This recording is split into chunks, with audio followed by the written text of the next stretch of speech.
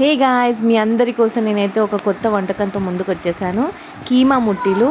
ఇది డెలివరీ అయిన విమెన్స్కి ఇంకా ప్రెగ్నెన్సీ ఉమెన్స్కి చాలా అంటే చాలా మంచిది. ఇది బేబీ గ్రోత్ అనేది మంచిగా ఉండడానికి పనికొస్తుంది. ఇంకా బ్రెస్ట్ ఫీడింగ్ మదర్స్కి కూడా చాలా హెల్ప్ఫుల్ అవుతుంది అనమాట కీమా ముట్టీలు వచ్చేసి. సో ఇదేంటంటే కీమా నేను ఇక్కడ 1.5 kg కీమా, ఓన్లీ కీమా తీసుకున్నాను. దీనిలో మనం ఒక 2 to 3 చిన్న గ్లాస్తో నేను ఆయిల్ని వేసుకున్నాను అనమాట. సో ఇక్కడ ఆయిల్ ఏంటంటే అన్నీ మిక్స్. ఫస్ట్ ఆయిల్ ఎందుకు వేసుకున్నా అంటే మనం తర్వాత మసాలాలు మిక్చర్ అవంది కదా, అవన్నీ కరెక్ట్గా పట్టడానికి అని చెప్పేసి ఫస్ట్ మనం ఆయిల్తోని బాగా మిక్స్ చేసుకోవాలి. ఇక్కడ నేను 2.5 గ్లాస్ ఆఫ్ చిన్న టీ గ్లాసెస్తోని వేసుకున్నాను అనమాట ఆయిల్. అండ్ ఇక్కడ కారం వచ్చేసి ఒక 1.5 kg కాబట్టి మనం ఇది నిలువ ఉండడానికి ముట్టీలు కాబట్టి మనం మసాలాస్ ఇవన్నీ బాగా పట్టించుకుంటేనే అది ఉంటుంది, లేకపోతే ఖరాబ్ అవుతుంది అనమాట.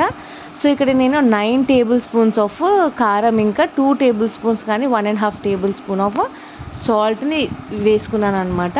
ఇంకా సాల్ట్ని తక్కువ తినేవాళ్ళు మీరు కొంచెం తక్కువైనా వేసుకోవచ్చు, కానీ బ్యాలెన్సింగ్గా చూసుకొని వేసుకోవాలి.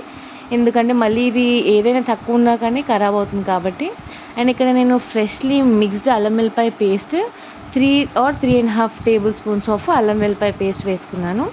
ఇంకా ఇది బాగా మిక్స్ చేసుకున్న తర్వాత దీనిలో గరం మసాలా, ఇక్కడ గరం మసాలా వచ్చేసి మనం ఇంట్లోనే ప్రిపేర్ చేసుకున్న గరం మసాలా ఉంటుంది కదా, ఆ గరం మసాలా ఒక 3 to 4 చిన్న tablespoons ఉంటుంది కదా. మరి ఎక్కువ కారం తినే వాళ్ళు ఉంటే మంచిగా వేసుకోవచ్చు, తక్కువ తినే వాళ్ళు ఉంటే కొంచెం తక్కువైనా వేసుకోవచ్చు మీ టేస్ట్ని బట్టి. ఇక్కడ నేను చిన్న 3 to 4 tablespoons గరం మసాలా, ఇంకా 3 tablespoons ఆఫ్ ధనియా పౌడర్ తీసుకున్నాను అనమాట. తీసుకొని బాగా మిక్స్ చేస్తున్నాను. ఇక్కడ మన పసుపు కూడా వేసుకొని అన్నీ బాగా మిక్స్ చేసుకోవాలి. ఇక్కడ ఏంటంటే మన చేతికి కొంచెం ఆయిల్ కనిపించేలాగా మిక్స్ చేసుకోవాలి. కొంచెం ఆయిల్ తక్కువైతే మళ్ళీ మనం పైనుంచి కొంచెం ఆయిల్ వేసుకొని బాగా మిక్స్ చేసుకోవాలి. ఇదేంటంటే ఆయిల్ మరీ పొడిగా ఉంటే మనము ఉండలుగా చేసుకునేటప్పుడు అదంతా విడిపోకుండా కొంచెం ఆయిలీగా ఉండేటట్టు, ఆయిల్ సరిపోకపోతే మళ్ళీ కొంచెం పైనుంచి వేసుకొని బాగా కలుపుకోవాలి. ఇది మనం ఎంత బాగా అయితే మిక్స్ చేసుకుంటామో అంత మసాలాస్ కూడా బాగా పడుతుందన్నమాట. సో చూసారు కదా, నేను ఇలా బాల్స్ అయితే మనకి ఇష్టమైన షేప్స్లో అయితే చేసుకోవచ్చు.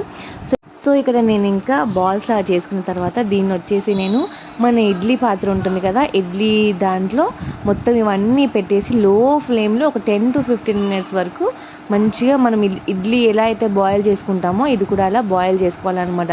లో ఫ్లేమ్లో ఇలా బాయిల్ చేసుకున్న తర్వాత మళ్ళీ మనం ఇలా షాలో ఫ్రై చేసుకొని మంచిగా డీప్ ఫ్రై అయ్యేలాగా చేసుకొని మనం తీసేసుకుంటే వేడిగా ఉండే ముట్టిడి రెడీ. సో ఇంకా మనం ఇవి ఎలా సర్వ్ చేసుకోవచ్చు అంటే మనం సాంబార్స్లోకి కానీ, ఇంకా జనరల్గా చపాతీస్కైనా, ఉత్తగా తినడానికైనా కానీ, ఇంకా దీన్ని స్టోర్ చేసుకోవచ్చు అనమాట. ఇది స్టోర్ లాస్ట్ ఫైనల్గా నిమ్మకాయ రసం పిండేసుకొని స్టోర్ చేసుకొని రోజుకి ఒకటి తిన్నా చాలా అంటే చాలా టేస్టీగా ఉంటుంది. సో తప్పకుండా ఈ వీడియోని ట్రై చేయండి.